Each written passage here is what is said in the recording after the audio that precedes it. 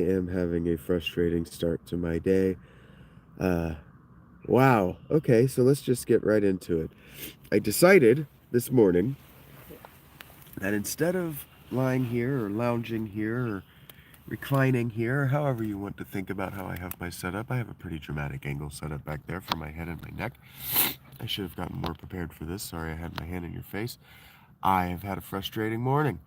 Uh, Instead of lying here and thinking about what I've been thinking about, because I watched that little AC/DC clip and I left so much meat on the bone. There's so much still left to talk about. Yeah, I decided what I'll do is I'll go live. And then I sat here for damn near an hour trying to get this thing to let me go live with a description and a nice thumbnail and a nice title, looking all professional, like I care. Because I do want to care, and I want to show you that I could care, and that the influx of Patreon support is giving me the motivation necessary to care. And so anyway, YouTube deleted that shit 4 times.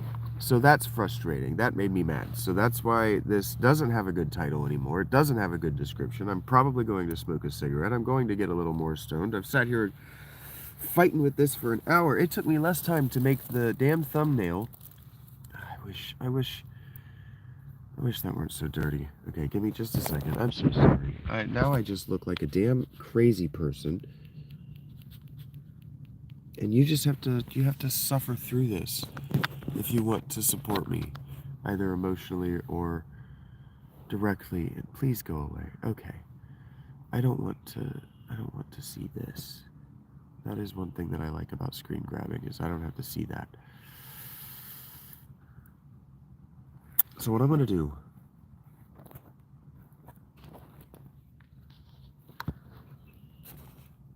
is I'm going to hope that that's not terrible.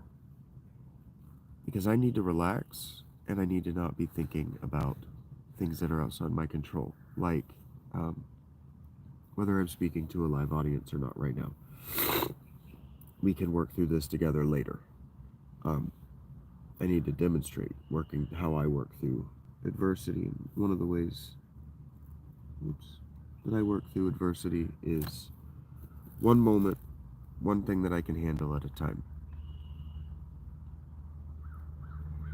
So the question that I want to ask, what I want to talk about ultimately, and how I want to get there, is I want to tell you how I would have come to my own conclusions about this, because we're allowed to come to our own conclusions. This is something that I think that you don't understand, and that you've been misinformed, or that you bully one another into misrepresenting. So skepticism and the way that academe work, they kind of mesh together as a cohesive whole thing, if you consider that academe is supposed to begin and end at the position that we don't actually know anything, right? Academe is built on the scholastic framework of the 13th century. And so what that means is that academe is designed in such a way that every generation builds upon the knowledge of the previous generation. Well, since the 1970s, what happened is students got arrogant, and they decided that because World War I was mishandled so poorly, and because the 1960s had been mishandled so poorly, that what was going to happen is that the students of the 1970s were going to come into the universities, and what they were going to do is they were going to change them from the inside. The students were going to teach the teachers. And so this is actually exactly where Darth Vader comes from. This is why George Lucas couldn't actually make those movies in a way that you could understand, because George Lucas understood, whether he understood it in his awareness or not, George Lucas understood that Darth Vader was the lingering specter of the Nazis over 1970s academe. And there is one thing that I need to make aware to you, that the longer I sit in this tent, the more covered in ticks I am going to be when I get out of here. Now, I'm pretty good about keeping them out of my hair, and my hair is getting long enough that they're not going to be able to get into it, but they are going to crawl all over my legs. And the more likely I am to invite spiders in here. So I do need to eat at some point, and I can just carry bread up to Panera with me when my battery is dead. But not having my... Yep, this is how my brain works. Everything leads from one thing to another. I believe in chains of causality, so everything needs to have, to me, a meaning, and a meaning is a commonality, right? The word mean in math is the average. Mean, median, mode, and range. And so averages are two things divided by one another effectively. And then what you can do is you can start to find interesting and idiosyncratic ways to engage in conversation if you focus on what's left over, how 4 and 7 don't make a neat average of whatever 2, right? It's 1 and change. Okay, well, that and change is what's interesting, because if we're going to make 7 8 effectively, what we have to do is we have to make that and change equal 8. And so there's space there for conversation. There's something that we don't know. And so that's, academia has been trying to do that since the 13th century. That's been the very point. And anyway, it wasn't a secular pursuit. That's what academe desperately needs you to have forgotten by 1980. And we're going to be talking about metal. And AC/DC is fundamentally a 1970s band, but they got really popular in the United States and worldwide in the 80s. And metal is fundamentally a 1960s sound because of Vietnam. But the people in the 1970s and 1980s, 1990s, were inspired by that 1960s sound, not because of the sound itself. The sound itself is awesome, but Metallica isn't playing Black Sabbath on any level. They're not even playing Iron Maiden. The point, broadly, that I'm trying to make is that we have a lot of ground to cover. And what I would end up doing is I would end up just thinking about it.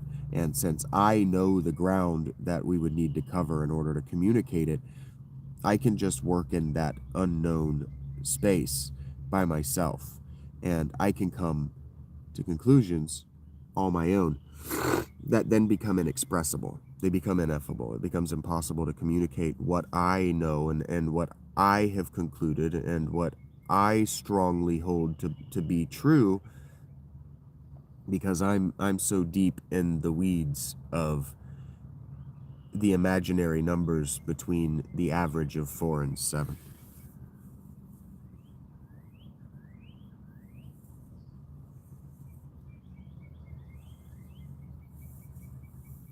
Which doesn't really make sense. I know that. The math isn't unimportant. I'm just trying to use numbers that don't easily divide, that don't easily calculate, or don't easily work together. And so what I would have done is I would have lain here and I would have thought about it, and then I would have come to a conclusion, and then I would have wanted to express that conclusion and see if that conclusion checks against what other people know. But I don't know anybody who knows metal, and so like if I were to just reach out to any of my friends, this is literally how the conversation would have gone with them. And human beings don't find this fruitful. You understand? I understand that this isn't even good talk radio.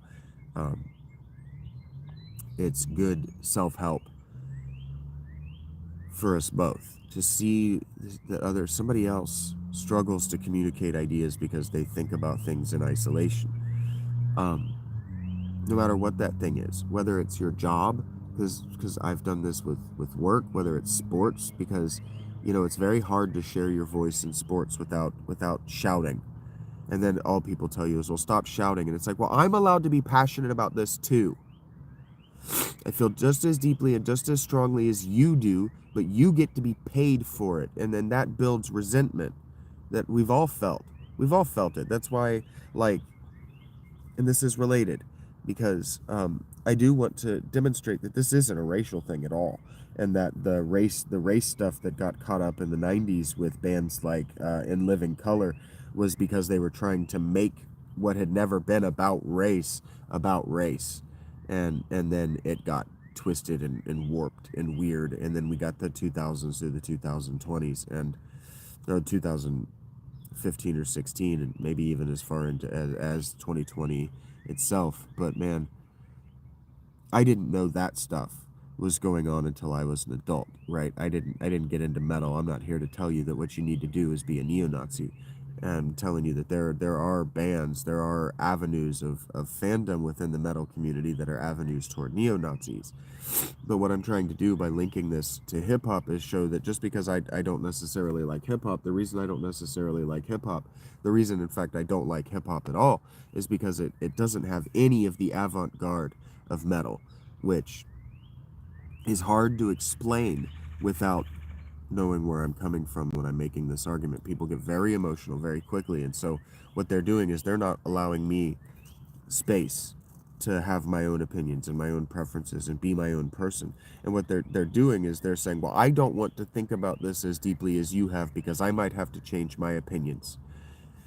And so all of this is a long-winded apology in the style of medieval authors, explaining to you that I am an inadequate source of information. I'm not going to be able to communicate this in a closed loop that you're going to be able to learn from and call infotainment. That's just not going to happen. There aren't going to be nice little graphics. I can't do that stuff. And I can't think like that because I didn't go to university, and I began to resent school in first grade. So I effectively dropped out of my education, my public education, in fourth grade when my teachers stopped teaching me. They started excluding me from the classroom, the lecture and the presentation, because I would ask questions and I would participate because I wanted to learn. So I stopped learning whole subjects because I got no immersion in them. I've told you before, like I had to teach myself fractions. And that was a real trauma for me. So I basically dropped out. Um, and so what I am is I am a mouthpiece and advocate for the neurodivergent, intelligent person who still wants to participate in civilization. But because of my neurodivergence, because of my pathological demand avoidance, because of my bipolar, because of my outsider status in any community I join, and because of the things that I consider to be virtuous and ethical, and the things that hurt my feelings that other people don't think about or consider or even know exist, I can't coexist in group settings the way they're established right now, because group settings right now are established to be toxic, they're established to be hostile, and the point is cultural indoctrination.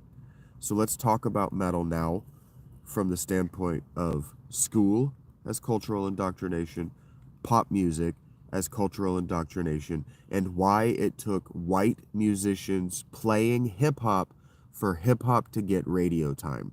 That's what I want you thinking about as we're going through all of this, because hip hop in the 80s was not perceived the way you think of it after Eminem won those court cases. It took a lot of time for hip hop to become what it has become. Soul and R&B were significantly more culturally acceptable than hip hop in the 90s. I wasn't allowed to listen to hip hop in the house. When my cousin listened to Eminem in his house and I heard it, I thought, I am going to get my ass beat for this. So let's talk about AC/DC, because AC/DC were a band in that similar vein. Now I'm going to be periodically checking my body, and then I'm going to be also periodically smelling my fingers to make sure that I don't stink. And you're just going to have to cope with that, because I might have ticks and I might stink. So I might need to bathe before I go to Panera, which means that I'm almost ready to turn this around and see that I have done my preamble, hopefully to no one. If you're there, thank you. I'm almost ready to talk about AC/DC and Angus Young. I've almost worked myself through my anxiety that I gave myself by being... You don't understand. things like that where I take a lot of time to really write a thoughtful description and it's a one and done. I didn't take time to memorize it or plan it out. And it was good, and then it's just deleted and gone. Because of my trauma in school, my inclination is to go, okay, fine, I'll just get an F. The grades are irrelevant. You understand that on some level, the teachers, the audience members, the students, my peers who like me and understand my approach will understand that F is representative of something that went on outside of the confines of the thing, and that he probably knows the information and he probably wants to participate. He just gave up because giving up was the less futile, or the more immediately futile, the less whatever long-term and hurtful choice. Okay, so let's talk about AC/DC. I'm ready. Give me just a second to turn this around. Oh, thank God. Hey, 16 minutes ain't bad. 16 minutes is about where I wanted that apology. So if you've ever read medieval literature, and I've read a lot of medieval literature, it always begins with an apology that's like half an hour to an hour long. It's long as shit. They're long on purpose because they're not actually saying they're sorry. They're explaining why they're doing something. So every time they say they're sorry and they're inadequate, what follows after that is a direct contradiction of their inadequacy. So I'm adequate to this task, is what I'm saying. And I've watched other people smoke cigarettes and weed while they live stream, so I'm allowed to do whatever the fuck I want on these live streams. What I have to do is not fixate on that number because it's right above my eyes.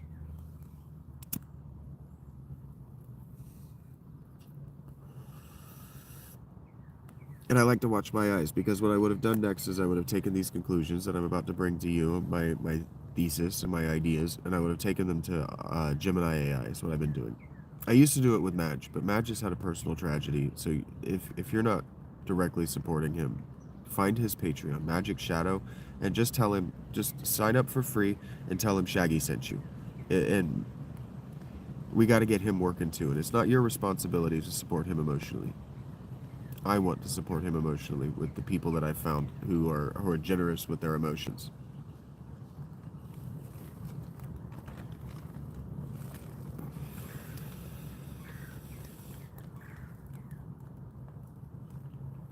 So AC/DC are controversial in metal.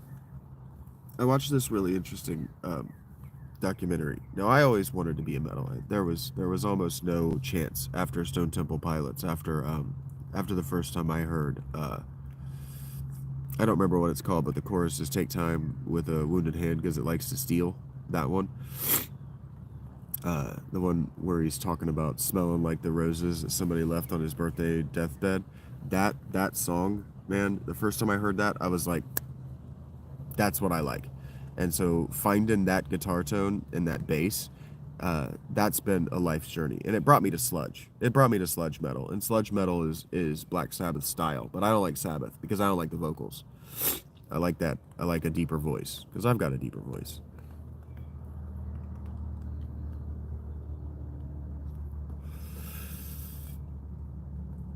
But in chasing the culture, because metal is a culture more than it is music, because nu metal is a culture more than it is music, because, for example, I just saw that there was an article or a video about Dave Mustaine recently trashing on how he's glad nu metal's gone, and it's like, he's not talking about the music or the genre, he's talking about the particular kind of fans that it brought to shows, the particular kinds of people.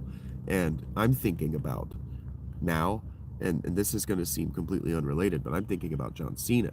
But the reason I'm thinking about John Cena is because John Cena releases hip-hop records, and because the WWE produces a lot of softcore metal, a lot of hard rock that imitates the sonic profile of metal, in the same way that Stone Temple Pilots didn't imitate, but Stone Temple Pilots were accused of imitating other more popular bands, like Pearl Jam, which is an insult to any band. Well, it's not an insult to any band, but it is an insult to a good band like Stone Temple Pilots, whose music across their records and within records is so varied in sonic textures, in a time when music Alternative was called alternative because it was an alternative to pop, hip-hop, and metal.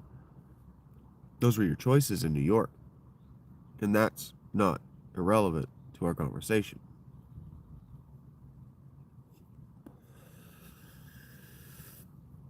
Because we think of the West Coast as being where you have to go to make it in music today.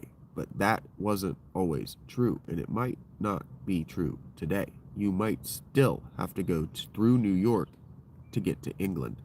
And making it big in England is a major step. It's a major step in the process, even today, in being recognized by your label as worth putting money into. For example, Elliott Smith. They didn't trust Elliott Smith until he could make it in the UK. And the UK does the same thing. That's why the darkness is the darkness.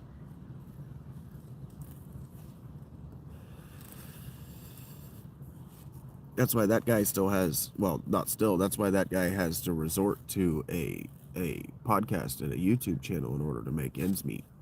You understand? He's not putting his kid through college with the darkness because the darkness isn't popular in the US anymore. The darkness was popular for a year, maybe 2 years, because of a particular thing that was happening in the university culture. And so university culture matters. School culture matters when we're talking about AC/DC, because we're going to talk about Angus Young and we're going to talk about that schoolboy outfit.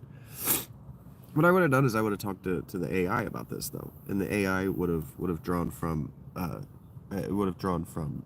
a shared pool of knowledge, and then I could have given it things that it doesn't know because it doesn't have access to newer information and my internal thoughts, my theses, right? We would have had a conversation that I would have found rewarding, and then I may or may not put it up on the Patreon. I did put 2 up on the Patreon last night, and I highly recommend you check them out. I might read them if my Patreon subscribers comment on this that they want to know, or they let me know on the Patreon. That's how we can move forward with this like professional, like I'm a professional.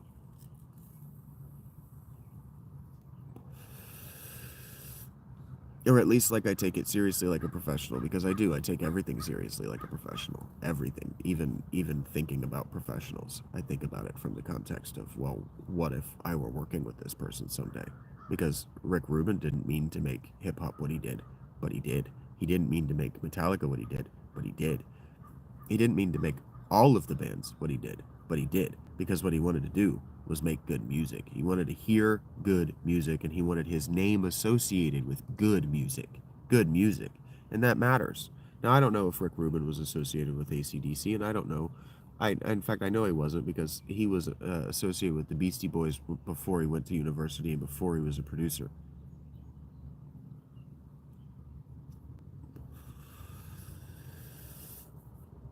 And that was in the 80s, and that was decidedly after disco. But we have to understand that disco did some real damage to the music scene, because disco was interracial.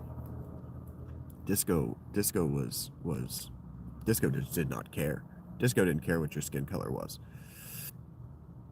and that really hurt the music scene, the industry. It hurt the industry, because the industry before then had been about racial divides. It had been about cultural hegemony. In fact, the music industry today remains about maintaining a cultural hegemony. That's why these songs have such impenetrable copyright control, is because this is tea, not Mountain Dew.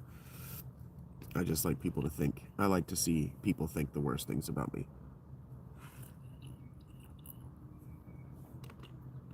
I could take that label off, but that's a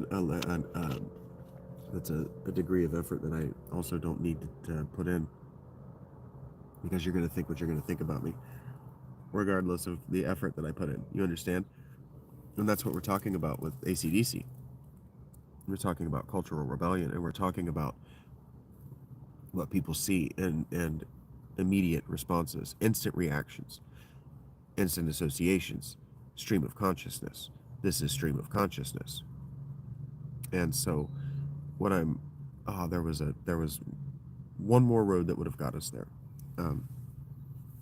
So we don't have to talk about AC/DC's formation. We don't have to talk about the death of Bon Scott, but we do have to talk about how he's there doing they're doing disco vocals on purpose to hard rock music, right? To just standard bar rock and roll music, but with these high volume fucking giant testicle disco vocals.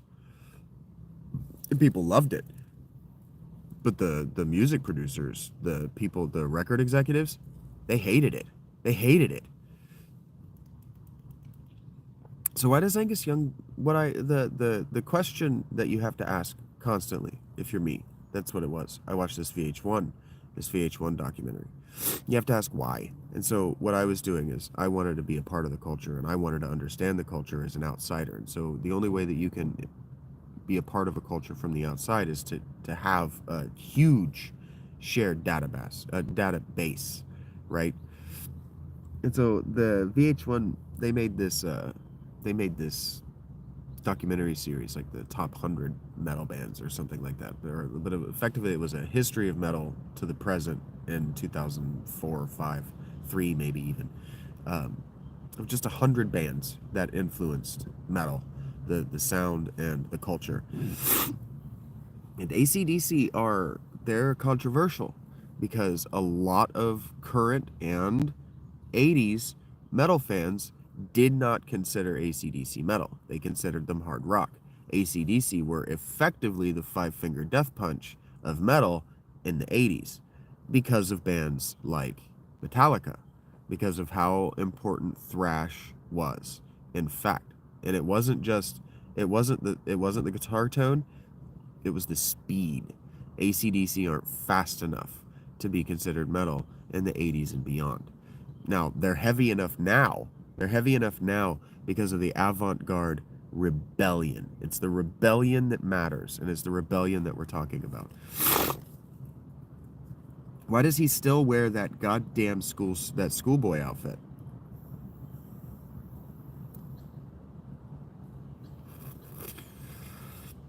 That's what I fixate on every time I see him. Why do you still do this? Why do you still do it? And that's what they fixated on in the documentary about him, or about the band, and when they did that in VH1, is why that schoolboy outfit. And so if you want to approach understanding anybody, you have to approach it from why. What's the average between us? What do we share in common? And then what do you have that I don't that makes you so radically different from me? That's where understanding begins. If you want to truly understand somebody, you have to begin at why. Why are you different from me? Why? Not how. Why? The how is pretty obvious pretty quickly. How you're different than people.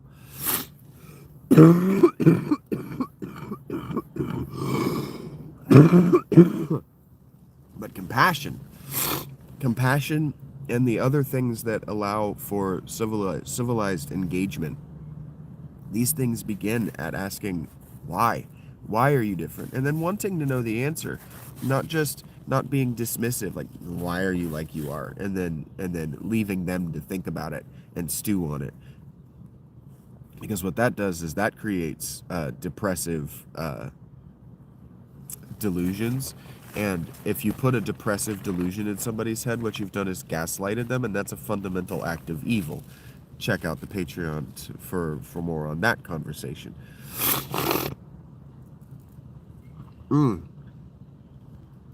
It's all coming out now, boy. I started smoking, it's all coming out. And that's good. Break that shit up in my head from sleeping in this fucking tent. The big hole in it. That big hole has nothing to do with this. That big hole has everything to do with these ticks that I'm worried about. The schoolboy outfit thing, though, it's about rebellion. It's about rebellion because their sound is about rebellion, right? They were playing for bars, and like, if you listen to their music, it's all kind of hilarious, like, you know, like the Highway to Hell or Hell's Bells, right? I know that those aren't Bon Scott, but even like Bon Scott with like the one about like Big Susie or whatever her name is, right? Like they're all kind of hilarious. They're just dudes, young guys who are trying to entertain people in bars and meet girls. And yeah, girls don't want it to be too fast. They want it to have a nice rhythm that they can dance to. And so it's danceable metal. And AC/DC is very similar. Not AC/DC, Metallica is very similar in their early days. Very similar in their early days. In fact, that's where glam metal comes from, is just taking that and turning it up to 11. And in a lot of ways, that Spinal Tap joke is what metal is about.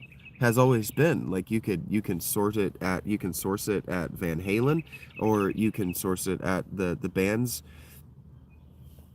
immediately before bands like Black Sabbath, because they weren't loud enough. What the bands that fundamentally inspired metal wanted was volume. They wanted it loud, right? Look at Deep Purple. Look at Foghat, right?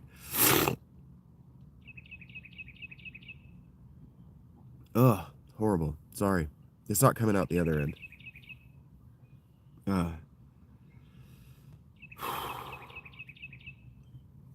the schoolboy outfit is about a rejection of social indoctrination, right? It's about rejecting social indoctrination. And so if we think in terms of the 1990s, there was this book written about culture war. And so all the diction that you've heard since the 1990s about culture war is about just indoctrinating this book. Well, the book doesn't ask questions about, well, do we frame the past in this way? It's about framing from the book forward in that way. It's about taking the fundamental propositions of the book and assuming them forward. But the people who occupy that space don't look backward to see if it works backward. And so one of the things that I know the answer to this question, but what I want to leave you thinking about, because I'm out of external battery and I'm at 30%. So I've approached a closing point, because really I just want you thinking about this stuff. I'm considering it, right? I'm meditating on it. I know my opinion. I've already thought it out multiple times. And so what I want you doing is thinking about it, thinking about your opinion.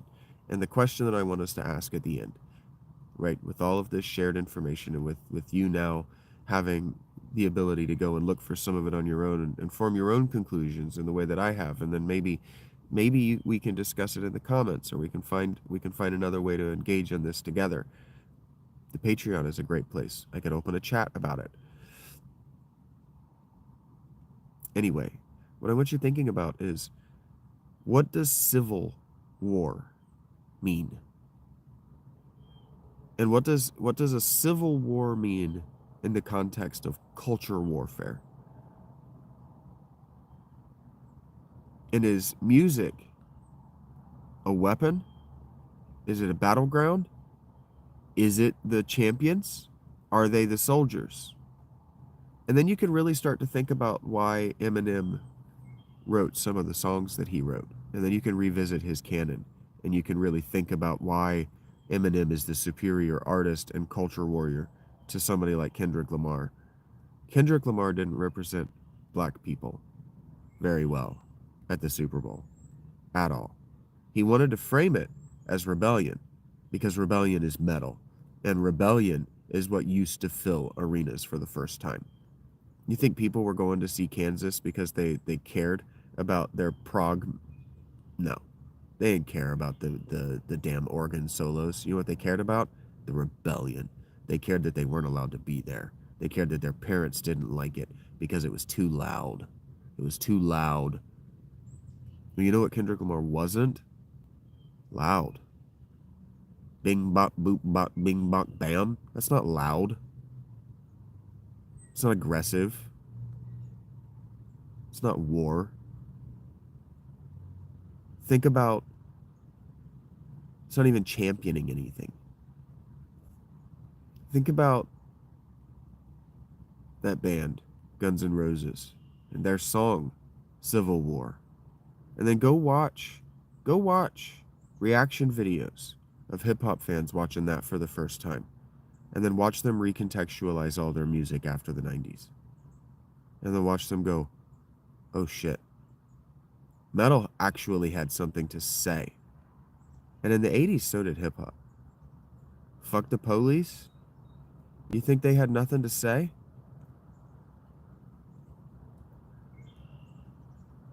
I deny that is possible. But explain to me what culture Kendrick Lamar is representing by talking about how Drake, a Canadian TV star, is a pedophile. He's making a spectacle of you for liking it. But being made a spectacle of for liking Metallica, what has that done 50 years later? 40 years later? What's Kendrick Lamar going to look like performing these songs when he's 70? You know, this is why that woman from Jefferson Starship, that's why she ultimately quit all of the bands she was in. She's like, it would be stupid for me to perform these songs in 5 years, in 10 years, in 20 years. They're too personal and they're too about the moment that I'm in right now. It'd be stupid to play these when I'm old.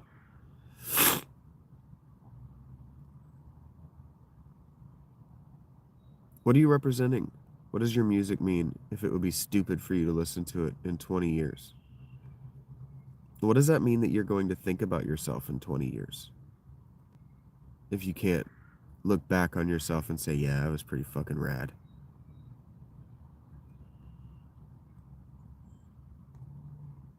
I don't know, because I can't do that. I can't look back on myself and say, man, he wasn't rad.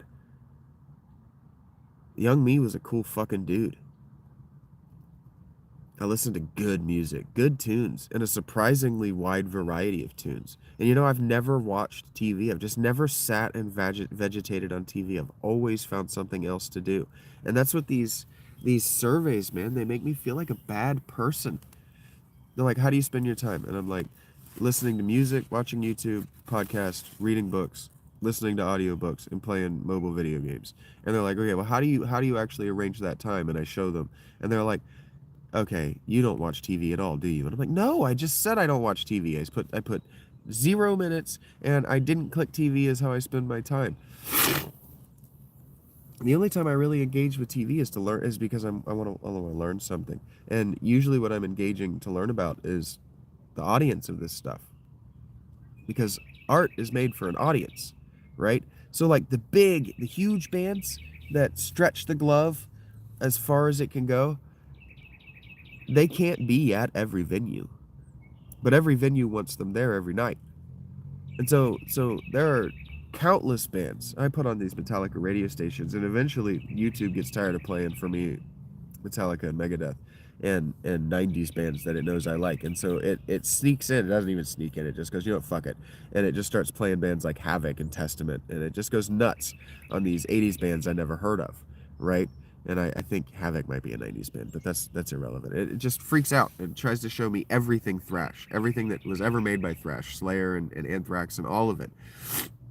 And it's not good, but it didn't need to be good. You got to understand that music was something to do.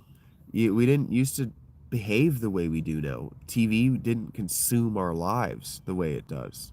You know, if you were a dude, a teenage dude, you wanted to go to the metal show because you wanted to see adult dudes. You wanted to see what they were like. You wanted to be around the adult world because you were right there. But you were prevented from engaging with it in the home because your dad is head of household. Your dad does all the dad stuff. If you're a chick, there's a reason that so many of those bands have gotten in trouble recently for fucking so many of those 13-year-old girls. They wanted the same thing. They wanted to be acknowledged as about to be adults. There is so much cultural evolution. And this is why even 30 Seconds to Mars noticed that the self-help push comes out of music. It comes out of artists realizing that it's an internal revolution that becomes outward. That's why his band is a huge cult to the rebellion of turning inward. Because turning inward, I don't listen to his music anymore, not since This Is War. But the point is that you watch the fans. You can watch the fans and you can learn a lot about the music. Because the music is for the fans. The fans want it. This is why I constantly ask, like, why are you listening to this song? Why do you like this song? Why do you like people who like this song? Why are you relating to this song?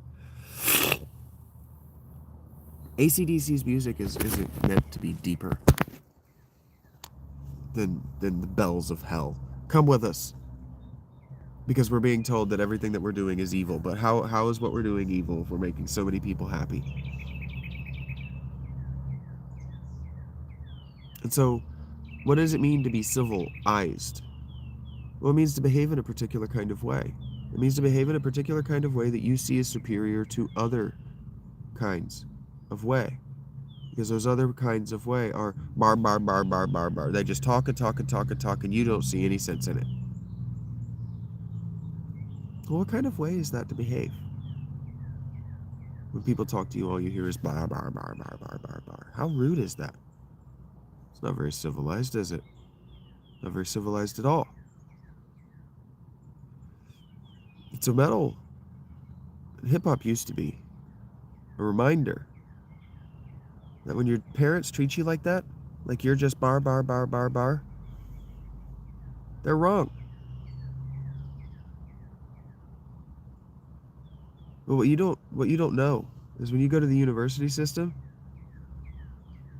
students don't run the asylum.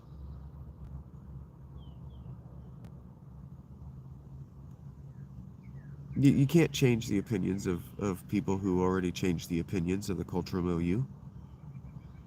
They think they own everything. They think they own your cultural output. This is why people like Rick Beato bitch about how kids educated at music schools know theory very well, but they have no soul. Their soul's been stripped out of them by Darth Vader.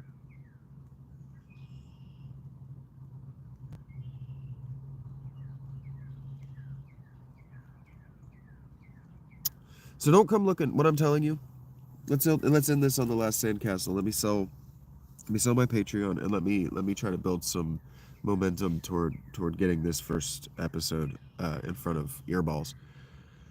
30 Rock reference. Don't come to me for hope in that regard. The taking down the cultural hegemon, because the cultural hegemon has won since money was invented. And in the future world that I'm going to be presenting to you in The Last Sandcastle, money was made irrelevant 500 years before our story, and I don't see money changing cultural hegemony with the technology that we have, the surveillance, social media, just the ability to curate. For an AI to curate your intake is not going to help you engage with people who don't have the exact same algorithmic intake that you do. And it's only going to get worse. It's only going to get worse. And then once we add augmented reality, once we start putting AI inside our eyeballs, or inside the thing between our eyeballs and reality, things are only going to get worse. So don't come to me.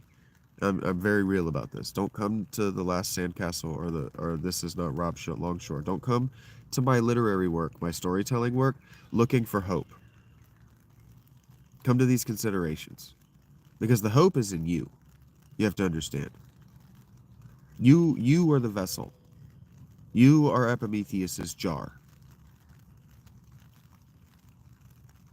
You have to understand. And when Pandora opened your psyche and let out all of the evils that are inside your mind, that are inside the deepest part of your brain, the most secretest part of you, and allowed you to think about them, what she left under there is for you to discover hope. Because meaning and the actual fight for your representation within the cultural hegemon is ultimately your choice.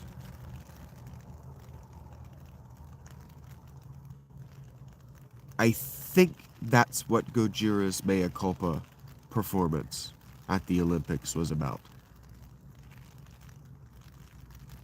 I think he used the French Revolution. I think they used the French Revolution and the backdrop of Les Mis for a very specific reason. And it's to remind you that good times are coming, but they're not now. And the only time they're coming is if we cut off the heads of the gatekeepers. And that might mean the record executives have to go. That might mean every single one of them today has to go. And so that means that everybody who's subscribed to Rick Beato is part of the problem, because they're back-patting and self-congratulations for listening to the guy who made the problem refuse to mea culpa. Because a mea culpa and an apologia, very different. Throwing yourself at the mercy of the populi, of the people, of the mob, is very different than standing in front of a jury of your peers and telling them you've done nothing wrong. Do you know how I know? There's a woman who tried to give an apologia to a mob that wanted her to mea culpa. Very famous woman, whose name is escaping me, but she's associated with the Library of Alexandria, even though the Library of Alexandria hadn't been a thing for like 1,000 years before her. Something like 500 years, like an absurdly long time for and her name is just not coming to my mind. The point is that when the mob arrives, the mob does not want to hear that you've done nothing wrong. And the mob does not want to hear good, sophisticated rhetoric explaining why you should be allowed to live. What the mob wants is to be fed. And no, I'm not trying to get a mob behind me. There's no mob. Notice that I'm sitting in a tent that's raining. And there's a great big hole at my back. You can even see the duct tape where I had to stitch. I had to stitch that back together. There's no mob. Because the mob was pacified in the 70s. Disco pacified the mob. Video killed the radio star. Disco pacified the mob. This is why people don't like the NFL. They look at it and they go, oh, it's pacification of the mob. Because they don't want to ask, well, why are they so passionate? Well, the reason they're so passionate is because it's not pacification of the mob at all. Bengals fans we threatened to walk all the way away from Mike Brown and his team if he didn't pay Chase and Higgins. If he didn't pay Jamar Chase, I was going to be beside myself. My life was going to turn upside down if he didn't pay Jamar Chase. And I think he was going to lose the fan base if he didn't find a way to pay T. Higgins too. Now, keeping Hendrickson is whatever to me. The other fans want it, but he's old. He's old for a D end, and he only got what he got last year because everybody else was hurt, and he would tell you the same. He said the same to Pat. He's a better asset to the Bengals if they find a way to trade him than to extend him. And he said that too.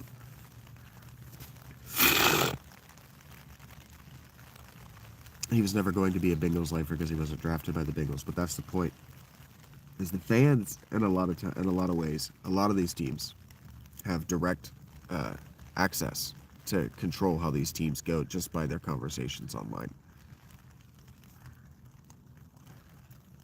You don't have that direct level of representation with your other media, maybe your YouTube channels, but not the big ones. A lot of you come to me and you feel, I can sense that you feel this hopelessness that I will even take the time to acknowledge that you're human, because your other YouTube stars don't.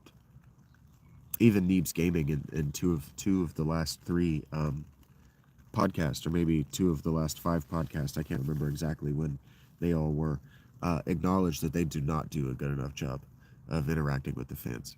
Just that don't show up to the lives. They just do not do a good enough job interacting with the paying fans that leave comments in the YouTube. That's actually why I let my subscription to the YouTube. I thought that they would interact with me more, at least give me that damn Neebs heart for commenting at all, and nothing. So know that when I use that heart to acknowledge that not only I'll thumbs it up if I like it, but that heart is an acknowledgement that I notice you, and what you've done has touched me. So know that I'm different. Maybe I'm different.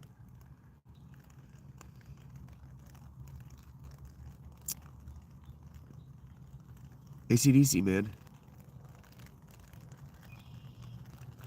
There's nothing really to say. Because what I would do if we were together is I would have to guide you through what you know about them and fill in the gaps so we could have a really interesting conversation. But as a soliloquy, well, it's just grasping at an audience that I can't see because the damn spotlight is in my face. And I chose to do this improvisationally because what I would have done is I would have hyperfixated on it with an AI and then it would have been uninteresting. And maybe it's uninteresting now. I'm okay with that. I'm really happy that I haven't got anybody join this. Actually, I hope somebody chooses to tune into the live or tune into the when I post it. The pressure of the rain is starting to make my head drain, so it's about time. I didn't have anything to say. I hope you know that. It's a Shaggy Dog story. Shaggy Dog stories don't have a conclusion. They're about getting there. They're about sharing time with the storyteller. So thank you if you've made it this far. Thank you for sharing 51 of your minutes with me. I hope that more of you are inclined to get YouTube Premium so that you can just minimize me and do something else with your life, because that's how these are made to be consumed. When I listen back to my stuff, I don't put eyeballs on myself. And yep, there it comes. All of my friends are starting to wake up for the day. The rain might be letting up, and I'm hungry. So thank you for being here. I'm going to find something else to do. I'm going to remind myself to be rebellious and to not lead you in any one particular direction of rebellion, and to remind you that cultural rebellion that is bloodless and doesn't proselytize has never been illegal.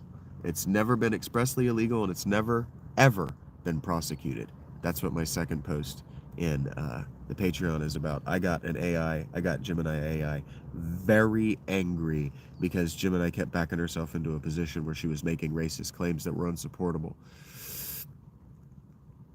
and didn't realize she was trying to call me a racist. She was actually outright calling me a conspiracy theorist and racist. And I kept telling her, you're the one who's inventing conspiracies that didn't happen. I'm just showing you that people lived in a time and they were motivated to do things they were motivated to do because they were not part of a cultural hegemony. And the way you rebel against a cultural hegemony is by writing the Septuagint. Have a good day.